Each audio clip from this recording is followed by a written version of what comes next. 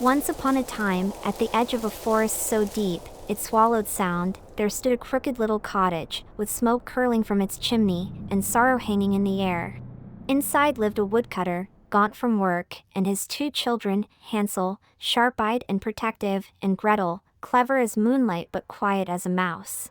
Their stepmother, cold as frostbite and twice as bitter, viewed the children not as kin, but as mouths to feed in a home where the cupboards yawned empty. One night, thin walls could not mute cruel whispers. "We cannot feed them both," the stepmother hissed.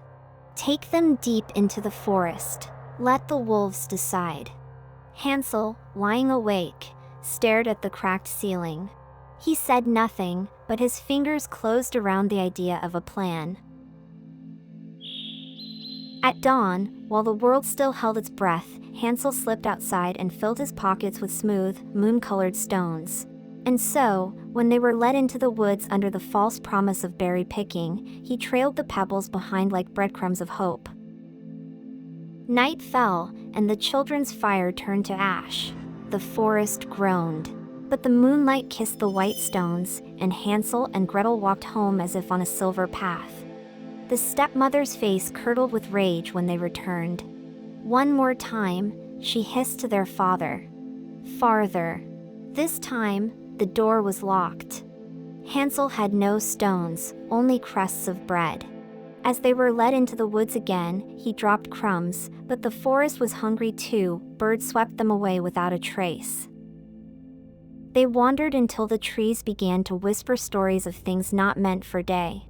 Then, through a thicket of thorns, the forest opened, and there stood a house that didn't belong. Its walls were thick with sugared bricks and spun caramel vines. Gumdrop windows winked in the light.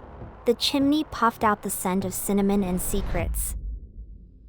Drawn by hunger and wonder, the children broke a piece from the marzipan door, and the door creaked open on its own. Inside waited an old woman with eyes like polished amber.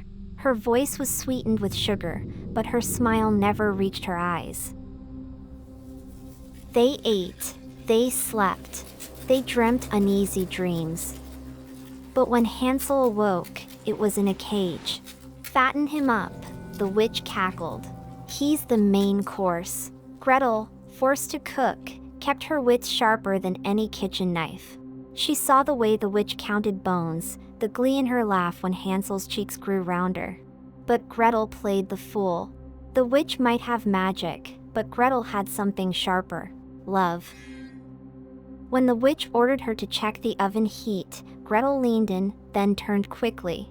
"Oh, I don't know how," she said, wide-eyed. "Fool girl," snapped the witch, "let me do it myself." The moment the witch leaned in, Gretel shoved with all her might.